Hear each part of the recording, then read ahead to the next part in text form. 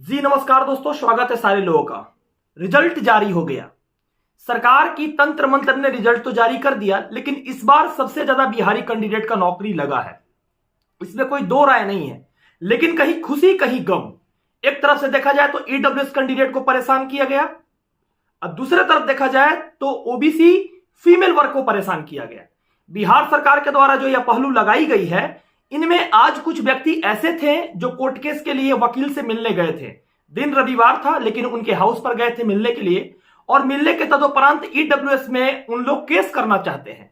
और केस करना इसलिए चाहते हैं क्योंकि लगभग 2000 सीट बच भी गई है, और जो सीट होना चाहिए 25,505 सीट पर जो वैकेंसी थी, उसका 10% होता है 2551 या 2552।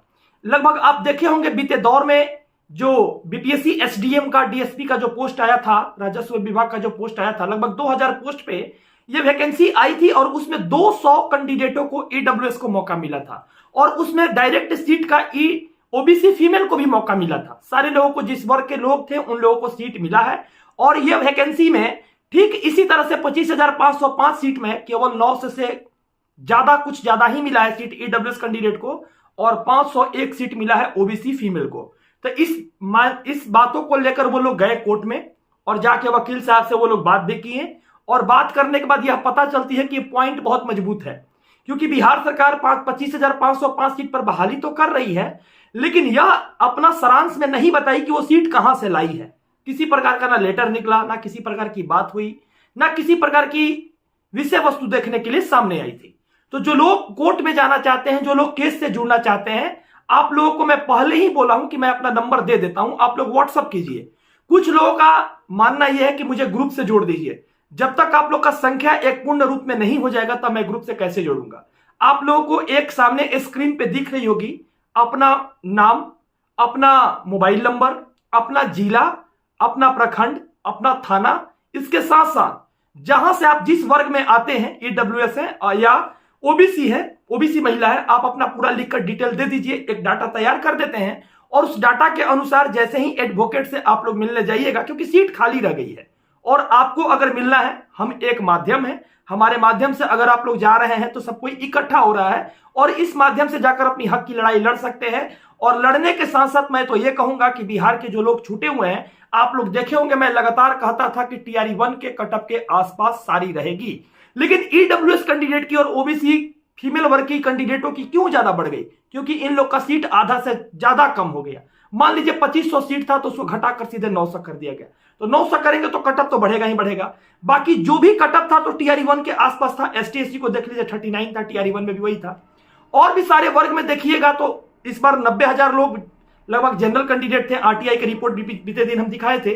लेकिन आप लोग को यही कहेंगे, जो लोग केस से जुड़ना चाहते, जो भी महिला हैं और जो भी पुरुष हैं, आप लोग सारे लोगों को बोल रहे हैं, जो मैंने दिया था उस फॉर्म को आप लोग अप्लाई भर दीजिए, और भर के व्हाट्सएप पे मुझे भेजिए।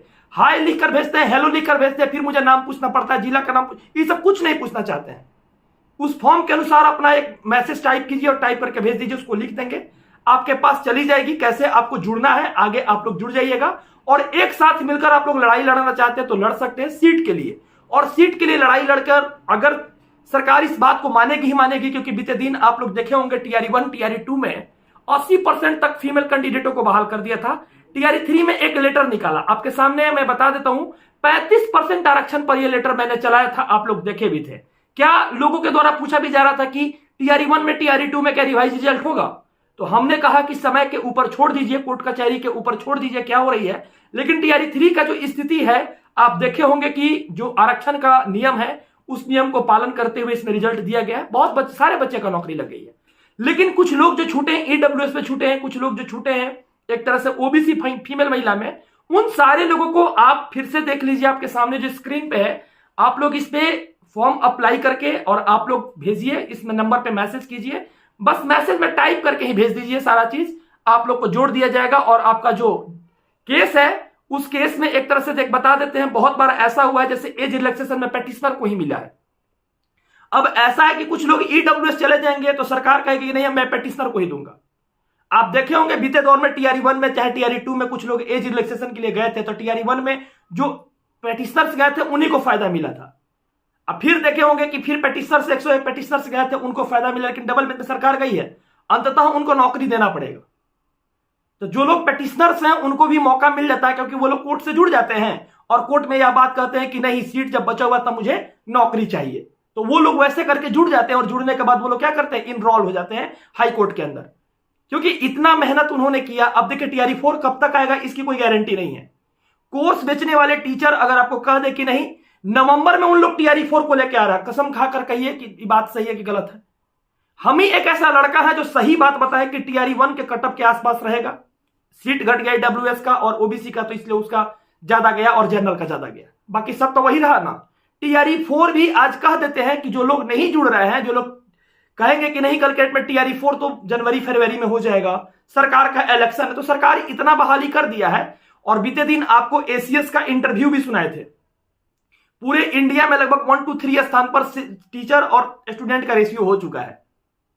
वैकेंसी सरकार देगी कहां से? सरकार उस वैकेंसी को देगी कहां से? पूरे इंडिया में हो चुका है, इस चीज को आप लोग मान लीजिए। इसलिए जिसको जुड़ना है आप लोग जुड़ जाइए, और जुड़ने के साथ आप लोग यही कहेंगे कि सारे मित्रों को यही कहेंगे कि जो लोग फीमेल कैंडिडेट ओबीसी में है वो, और ईडब्ल्यूएस के जितने सारे कैंडिडेट है वो, आप लोग अपने हक की लड़ाई को लड़िए। बहुत बार ऐसा हुआ है कि पेटिशनर्स को ही सरकार कोर्ट लाभ देती है और जो लोग पेटिशनर्स रहते हैं उनको ही लाभ मिलता है।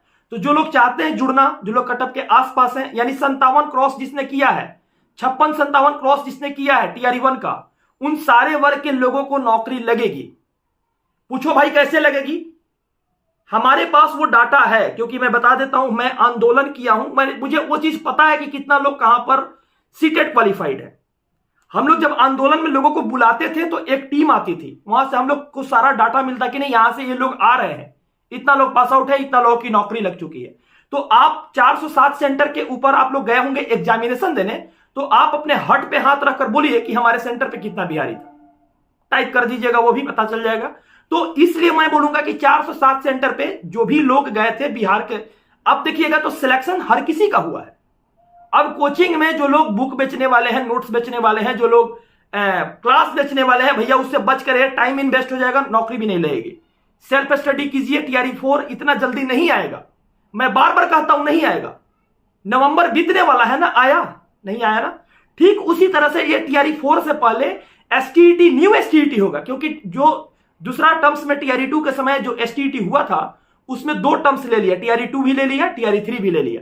तो एसटीईटी संख्या क्या हो गई? बहुत ना के बराबर होगी, बच्चों ना के बराबर हो गए, कंपटीशन ना के बराबर हो गई। तो इसमें क्या होगा ना कि सारे बच्चे फिर से बैठेंगे एसटीईटी में, और एसटीईटी में जो बच्चे बैठेंगे उन बच्चों को क्या मिलेगा? उन बच्चों को फिर से एग्जामिनेशन देने का मौका मिलेगा। तो फिर वो लोग आएंगे, जब उनकी रिजल्ट आ जाएगी तब बीपीएससी टीआरई 4 आएगी, तब उसमें वो लोग बैठेंगे। लेकिन ये अभी कब तक आएगा ये कोई नहीं कह सकता, ना हम कर सकते ना आप कर सकते। लेकिन जो आपके सामने दिख रहा है वो चीज आप कर सकते हैं, इस पर कोई प्रेशर नहीं है। पहले आप मस्तिष्क से सोचिए, क्योंकि आप सीटेट क्वालिफाइड है, एसटीईटी क्वालिफाइड है, और आप लोग हर किसी को कहेंगे हम कि आने वाले समय में जो लोग क्वालिफाइड है वो लोग अपनी हक की लड़ाई लड़ रहा है, लड़िए। और साथ साथ में ये भी कहेंगे कि अगर आपकी मस्तिष्क कहता है कि नहीं मुझे जुड़ना चाहिए, तो आप लोग ऑकेजनली नहीं, आप लोग मेंटली रूप से जुड़िए, ताकि इस लड़ाई को आप लोग खुद जीतकर रोड पर से वोट